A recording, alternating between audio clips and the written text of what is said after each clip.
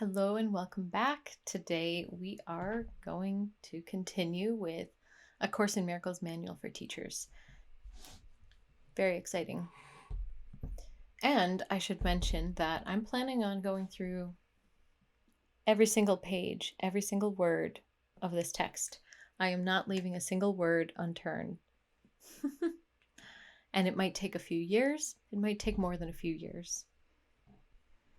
And how what I'm doing, it might change. It might look different. I might change.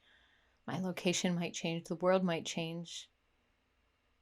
Things change all the time anyways. So I'm just allowing myself to be in the process of allowing, of letting it flow, and to follow guidance as much as possible. And feedback too. Yeah, I hear the comments and the things that people say in response to this, and thank you so much for everyone that watches this at whatever point in time this comes to you in your life. Thank you so much for being here. Part 3. What are the levels of teaching? The teachers of God have no set teaching level. Each teaching-learning situation involves a different relationship at the beginning, although the ultimate goal is always the same, to make of the relationship a holy relationship, in which both can look upon the Son of God as sinless. There is no one from whom a teacher of God cannot learn, so there is no one whom he cannot teach. However, from a practical point of view, he cannot meet everyone, nor can everyone find him. Therefore, the plan includes very specific contacts to be made for each teacher of God. There are no accidents in salvation. Those who are to meet will meet, because together they have the potential for a holy relationship. They are ready for each other. I'm so excited to get to the section where it talks about holy relationships, because for me, it has been completely transformative.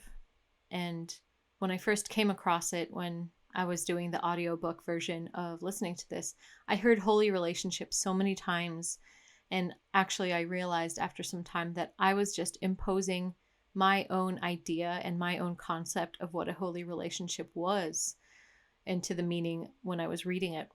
And being able to distinguish between special relationship and holy relationship changed everything, because I thought that a holy relationship or special relationship had more to do with, say, romantic relationships. But actually, it has to do with every relationship. Every relationship that we have with other people, with animals, with plants, with spirits and beings, with the whole world, with our relationship with time, with our relationship with everything, all the laws of the universe. These are all relationships. It's when we stop putting these barriers in our mind and thinking that things are separate from us, and thinking that, say, the law of time and space, that they are something that happened to us, and realizing that our relationship with it is actually our relationship with ourselves in a way. In a recent conversation about soulmates and twin flames, I feel like understanding the difference between a holy relationship and a special relationship kind of changes those definitions, because it means that every relationship that we have, and let's say in the context of people, in the context of romantic relationships or friend relationships, soulmate relationships, these are all the potential that we have to clear our mind, to see differently, to see from a new perspective. And that there are no accidents in salvation. And when you understand that fully, we can look back at all of the relationships, all of the past relationships that quote unquote didn't work, whether they were romantic relationships or friend relationships or work relationships. And we can see that those can be the keys to our salvation, because all of the judgments and all of the difficulties that we have imposed onto our brothers are actually reflecting back to ourselves. And once we can really see it and see clearly and see the sinlessness, the guiltless being of who we are, then we can be free, truly. So we'll continue because that's just the first paragraph and there is a lot more. Ooh. Yeah, I'm going to just take a minute and reflect because Wendy Gankaiko, and I hope I'm saying your name right if you're listening, Chris Luard, and all of the people that joined through Wendy, we had such a beautiful encounter sharing about the concept of time and our experience and meditation and how to go deeper and to be in the timelessness.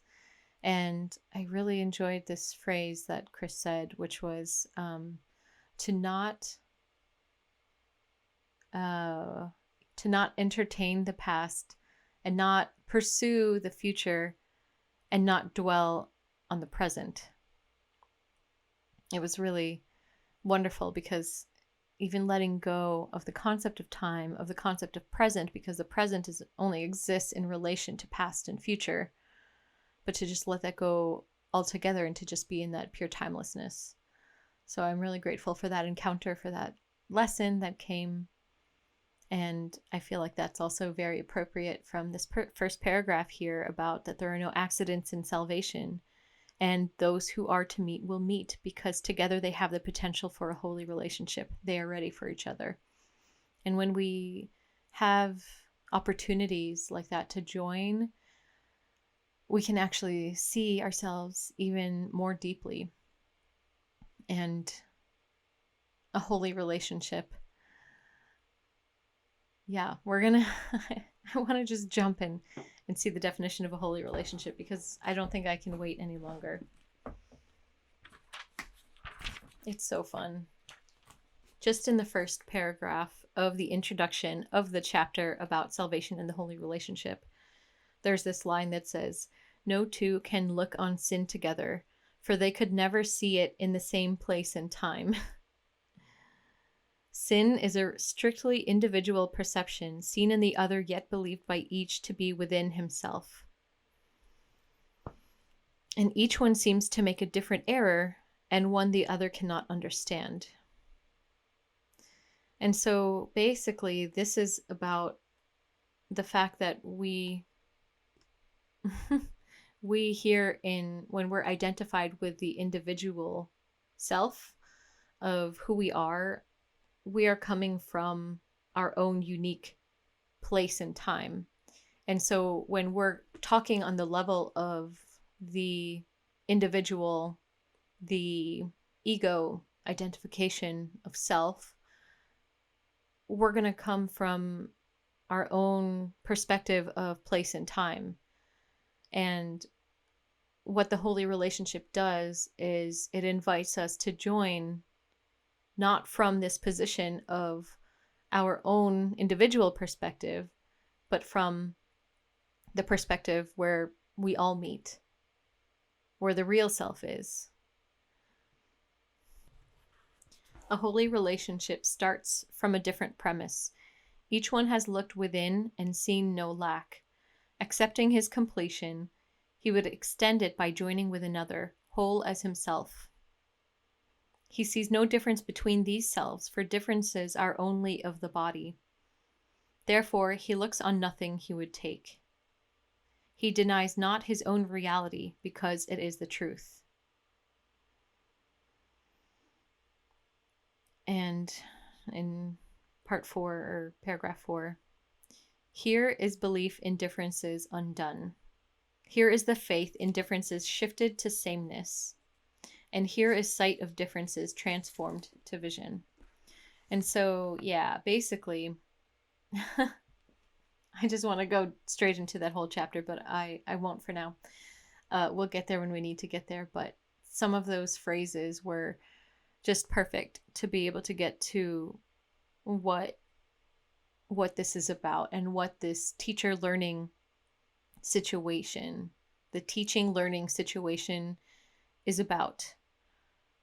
That ultimately it is about getting to that point of seeing sameness, of seeing oneness and not seeing incorrectly, meaning not seeing different and not seeing at the level of bodies and at the level of this world, but seeing one another in truth. I'm looking forward to seeing what more encounters that I'm going to have on this journey, and whoever I'm meant to meet, I'm looking forward to meeting, and I'm looking forward to having, interesting. But yes, I'm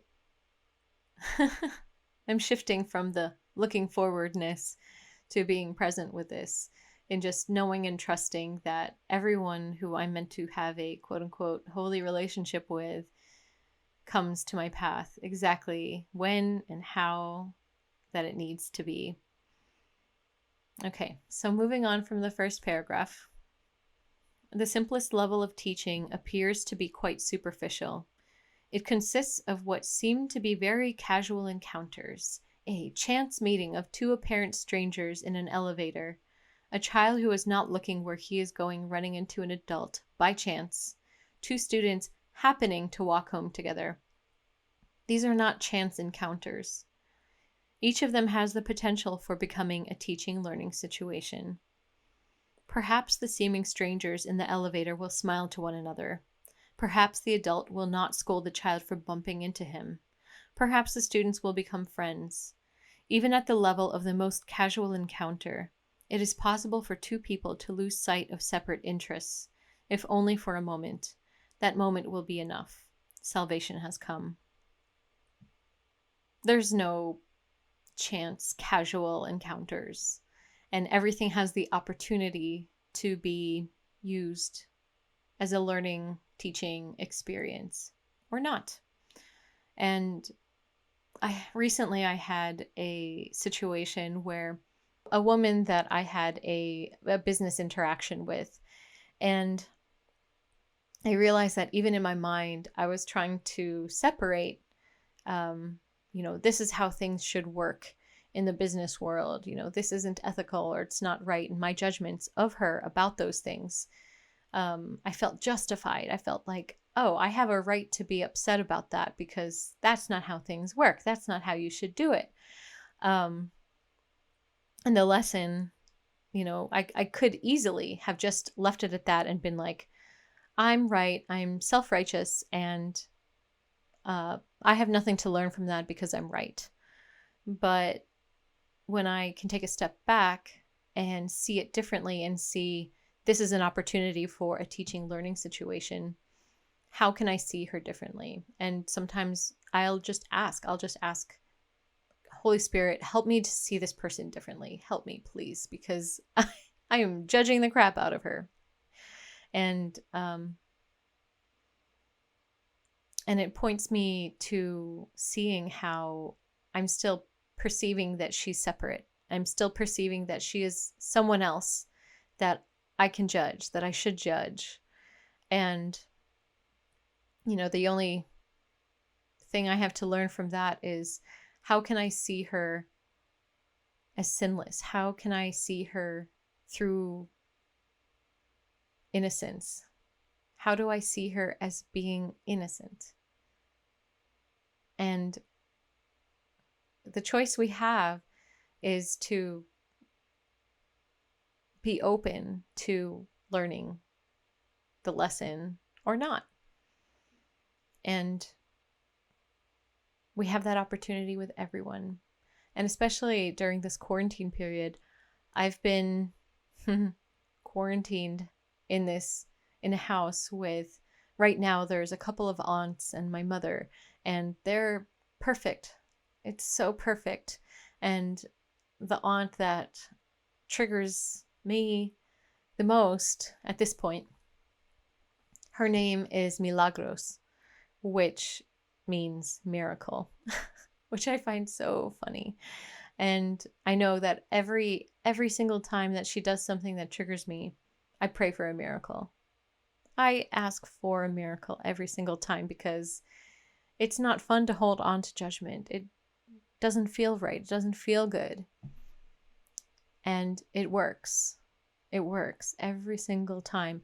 And I have to be so grateful for every little thing that she says, every little criticism or comment or every interaction, no matter how big or how small. Those are all just miracles in waiting. This says it. Even at the level of the most casual encounter, we have that opportunity to have a holy relationship. Okay, moving on. Next paragraph. It is difficult to understand that levels of teaching, the universal course, is a concept as meaningless in the reality as is time. Literally just came off of a call that we had about time. The illusion of one permits the illusion of the other.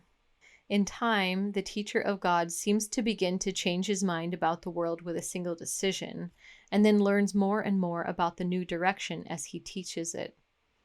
We have covered the illusion of time already, but the illusion of levels of teaching seems to be something different. Oh gosh. Perhaps the best way to demonstrate that these levels cannot exist is simply to say that any level of the teaching-learning situation is part of God's plan for atonement, and his plan can have no levels, being a reflection of his will. Salvation is always ready and always there. God's teachers work at different levels, but the result is always the same. At the beginning of the talk that we had about time, I just jumped right in to say, that basically there's a couple concepts of the fact that time is an illusion, and then also there's an aspect where we really believe in time, and to acknowledge that. And I realized that in my mind, I put those as almost levels, that one really grasping that time is an illusion is on a different level from the practical experience that we have with time. And, they're not separate levels. And even it was mentioned that, oh, I didn't know we would go this deep so fast.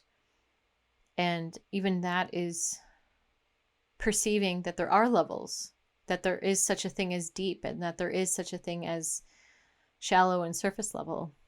So what this is saying about the illusion of one permits the illusion of the other is that believing that there are different levels allows the illusion of time to be real, and vice versa.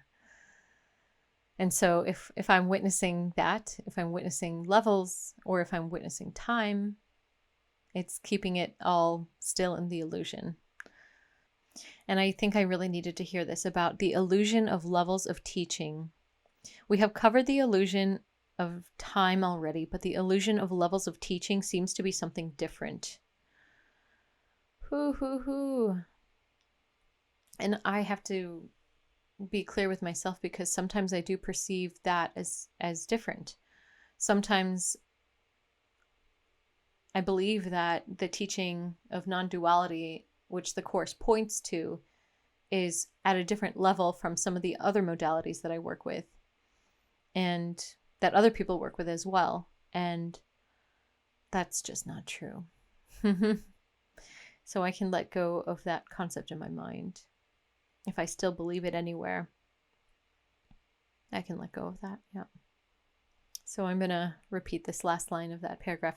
God's teachers work at different levels, but the result is always the same. So that's it. It's that the work that we do as God's teachers, the work happens at different levels, but the result is always the same.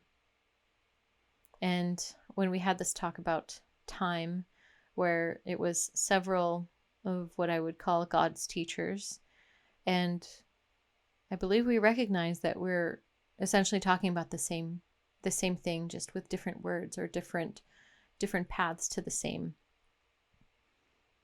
And to not perceive that there are different levels.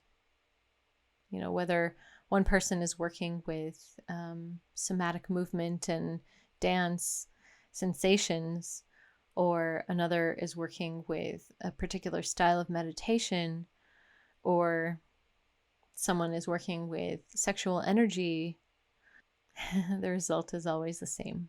So I'll leave it at that. Thank you. Paragraph 4.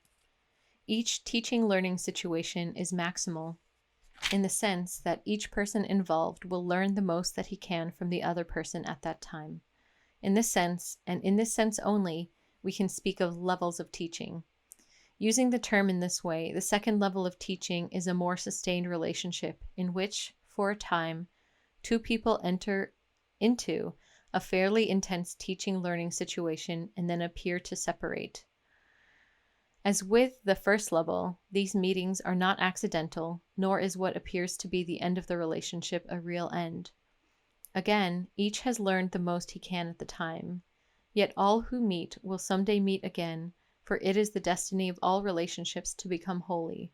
God is not mistaken in his Son.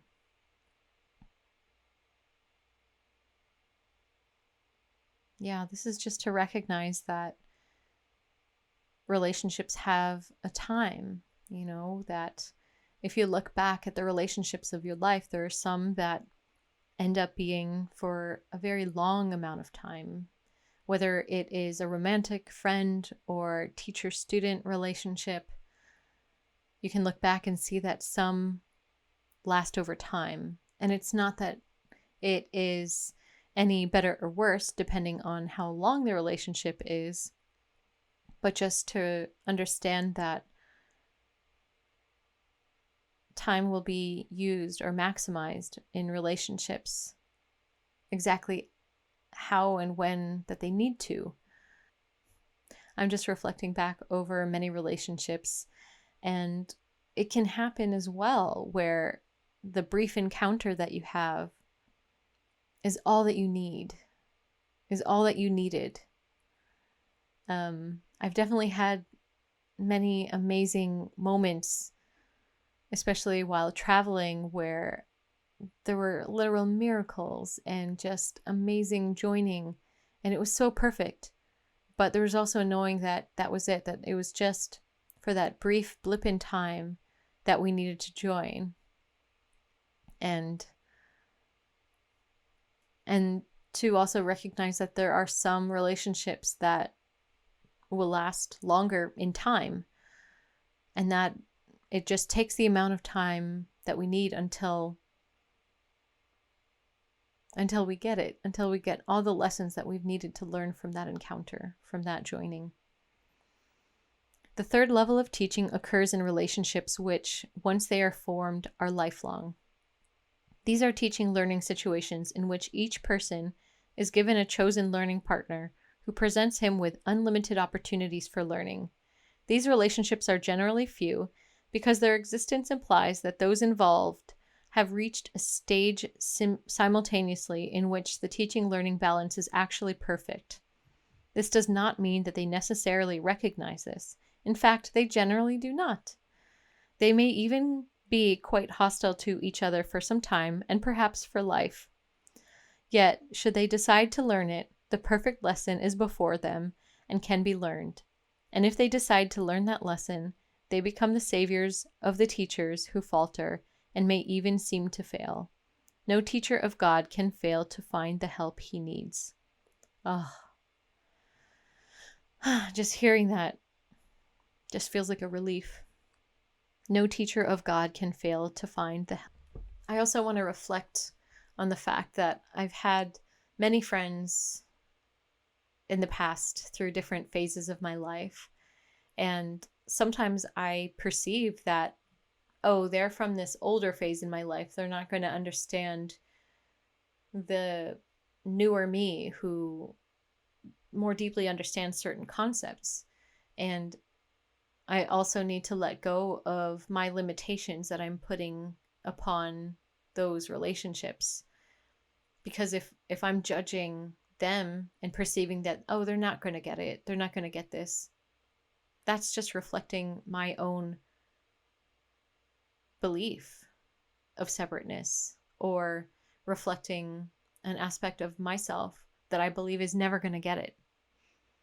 And so I'm actually going to shift now my perception of anyone that I've ever encountered and actually be open to seeing that all of those relationships at any point in time are holy relationships.